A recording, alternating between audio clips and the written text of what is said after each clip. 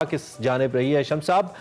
पाकिस्तान के अंदर इतनी ज़्यादा महंगाई और जैसा कि अरमला ने कहा कि हुकूमत तो इलेक्शन खेल रही है, जिस मुल्क के अंदर बुनियादी तौर पर गवर्नेंस का कोई निज़ाम ही मौजूद नहीं है या लोकल बॉडी सिस्टम ही मौजूद नहीं है जो कि प्राइसेस को कंट्रोल करे, उसके अंदर हम कैसे एक्सपेक्ट कर सकते हैं कि मामलात बेहतर होंगे? आपकी क्या राय है इस सारी सूरत हाल पर? देखें जी, जो महंगाई इस वक्त हो रही है उसमें सिर्फ पाकिस्तान ही नहीं दुनिया भर में भी महंगाई हुई है। और इस वक्त जो महंगाई है फूड इन्फ्लेशन स्पेशली जो है वो कमोडिटी ड्रिवन है। और तक इस साल 2021 में तो ये इन्फ्लेशन ऐसे ही रहेगा, बल्कि और महंगाई आगे बढ़ेगी। अब बुनियादी वजह क्या होती है कि पाकिस्तान में जो है आपको पता है कि एक एग्रीकल्चर कंट्री होने के बावजूद जो है हम 3 क्रॉप जो है जिसमें वीट है, शुगर है और आपके जो है कॉटन है वो इंपोर्ट कर रहे हैं। तो हमने अपने एग्रीकल्चर सेक्टर को इग्नोर किया और फिर आपने कुछ गलतियां की हैं। गवर्नमेंट जब इलेक्ट्रिसिटी की प्राइस बढ़ाती है, पेट्रोल की प्राइस बढ़ाती है और उसके साथ ही फिर वीट की प्राइस जो है सपोर्ट प्राइस उसको बढ़ा के अब सिंध में जो है तकरीबन 2000 रुपये मन के हिसाब से उन्होंने जो रखा है। तो ये सारी वो चीज़ें हैं जो महंगाई को, इन्फ्लेशन को बूस्ट करते हैं। तो हुकूमत को ये चाहिए था कि अपने जो है अखराजात को कंट्रोल करते और अपने जो टैक्स रेवेन्यू है उसको बढ़ाते, बजाय इसके कि उनको नए लोगों को टैक्स में लाया जाता। गवर्नमेंट ने वही चीज़ें जो उनके पास है, एनर्जी की प्राइस बढ़ाई, आपकी भी पेट्रोल की प्राइस बढ़ती गई और अब आप देखिएगा कि अगली 15 तारीख को जो है 12 से 15 रुपए तक और मजीद जो है पेट्रोल महंगा हो सकता है। दिलचस्प बात पता है क्या है? हुकूमत एक जानिब ये भी कहती है कि हमने खर्चे कम किए हैं, हमने डेफिसिट को पहली दफा प्लस के अंदर लेके आए हैं। गवर्नमेंट ये भी कहती है कि पिछले 5 महीने से मुसलसल रेमिटेंसेस बढ़ रही हैं, रिकॉर्ड रेमिटेंसेस आई हैं। गवर्नमेंट ये भी कहती है कि हमने कोविड में बड़े अच्छे इक़दाम किए और इस वक्त लोगों को जॉब्स कम पड़ गई हैं, फैसलाबाद में इतनी ज्यादा एक्टिविटी हो रही है। इस सारी चीज के बावजूद गवर्नमेंट दावा कर रही है कि सब अच्छा हो रहा है, गरीब आदमी पिसा जा रहा है। इस डिफरेंस को क्लियर कौन करे? गरीब आदमी को समझ नहीं आ रही कि अगर सब अच्छा है तो उसके घर में सब अच्छा क्यों नहीं है? बिल्कुल आप सही कह रहे हैं। देखिए जी, आप जो आप कह रहे हैं कि ट्रेड डेफिसिट जो है वो प्लस करंट अकाउंट सरप्लस में चला गया था, वो पहले की बात है। अब वो नेगेटिव पे जा रहा है और ट्रेड डेफिसिट आपका तेजी से बढ़ रहा है क्योंकि इंपोर्ट्स जो है आपकी बढ़ शुरू हो गई हैं। और उसमें स्पेशली जो आपका जो रोल है कि फूड का जो ग्रुप है वो बहुत ज्यादा, उसकी इंपोर्ट को 8 महीने में कोई 4.25 साढ़े 4 अरब डॉलर की तकरीबन हो चुकी है और इस साल 30 जून तक तो कोई 6 साढ़े 6 अरब डॉलर की हो जाएगी। ये आपका जो है पहले ये होता था कि महंगाई बढ़ने का और इंपोर्ट का जो आपका जो डेफिसिट बढ़ता था, ट्रेड डेफिसिट, उसकी मेन रीजन होती थी कि आपका फ्यूल का बिल बहुत बड़ा होता था।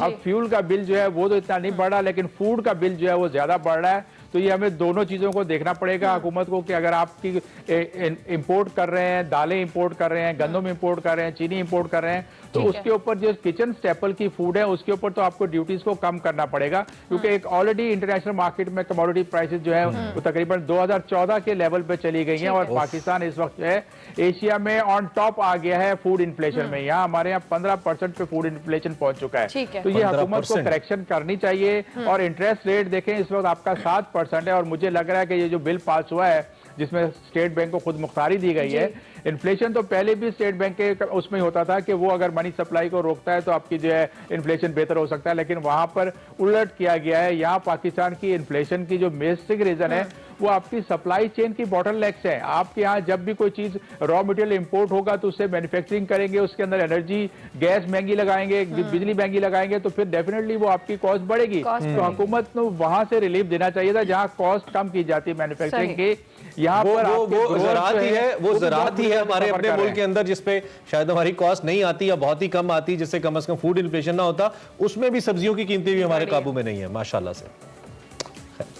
जी देखिए ना, ज़राअत का जो सबसे बड़ा जो हमारा ग्रोअर है उसका इनपुट है फर्टिलाइजर। अभी रिसेंटली फर्टिलाइजर की प्राइसेस बहुत ज्यादा बढ़ गई हैं और आप एक बहुत सस्ती गैस जो है फर्टिलाइजर कंपनी को देते हो, लेकिन वो कंपनीज ने इंटरनेशनल मार्केट का जवाब बनाकर लोकल जो है जो खाद की प्राइसेस जो या खाद बन रही थी उसकी कीमतें महंगी कर दी। अब हमारा ग्रोअर जो है ज्यादा यूरिया इस्तेमाल करता है। अब हम रोजमर्रा जरूरियात की अशिया की जानिब आए। पैकेजेस का ऐलान किया गया, रिलीफ सब्सिडी दी जाएगी। रमजान से पहले बहुत सारा ये शोर मचता है कि जी गवर्नमेंट ने सब्सिडी का ऐलान कर दिया। जैसे रमजान आता है या तो अशाए खुरोनोश की किल्लत होती है, हमें चीनी नहीं मिलती, आटा नहीं मिलता या सब्जियों की शॉर्टेज हो जाती है। है।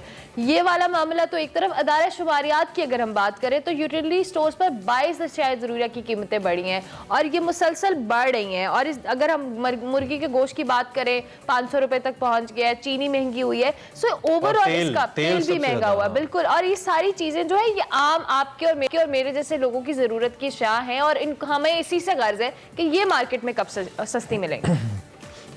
जी देखिए, किचन का सबसे जो ज़रूरी स्टेपल में जो आपका ज़रूरी आइटम होता है जिससे आपका सालन पकता है, खाना बनता है, उसमें मिर्चें होती है। वो पाकिस्तान में कोई 143% एक साल के अंदर जो है वो बढ़ी है, तो ये बहुत बड़ा इंक्रीज है। उसके बाद आप देखें कि आपको फिर किचन के साथ आपके गैस को यूज़ करना है, बिजली को यूज़ करना है, तो वो भी आपका 86% चला गया। जो आपकी चीनी जो है वो 21-22% जो है महंगी हो चुकी है। दिसंबर से अभी तक चीनी मुसलसल महंगी हो रही है।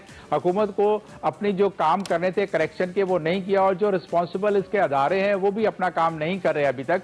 वरना ये होता है कि आपका जो है कुछ रिजल्ट नजर आता, मार्केट में प्राइसेस कम होती, चिकन की प्राइस को ऑल टाइम हाई होगी। अब एक आम आदमी जो पहले चिकन खाता था वो बेचारा गर्दन और लीवर और उसके आजमदाने पे आ गया है। तो यही वो है कि अब लोगों को जो है अफोर्ड नहीं कर पा रहे इतनी महंगाई की वजह से। हुकूमत को चाहिए इस पे जो आपने जो सब्सिडी का यूटिलिटी जिक्र किया उससे आपकी प्राइस में कोई कमी नहीं आती। हमने माजी में देखा है जब से यूटिलिटी स्टोर बना है, यूटिलिटी स्टोर की प्राइसेस को बेंचमार्क प्राइस बना के एक चीज तो शम्सुल इस्लाम साहब, जो कि वक्त की कमी है, कतई कलामी की माजरत, एक चीज तो फिर हमें वाजे हो गई कि ये जो डायरेक्शन है ना, ये डायरेक्शन ठीक नहीं है।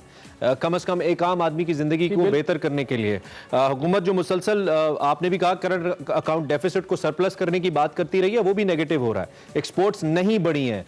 रजाक दाऊद साहब जैसे लोग आके बार बार टीवी पे कह रहे हैं कि तब्दीली आ जाएगी। फैसल वाउडा जब वजीर थे बार बार कहते थे कि नौकरियां कम पड़ी, कुछ नहीं हुआ है।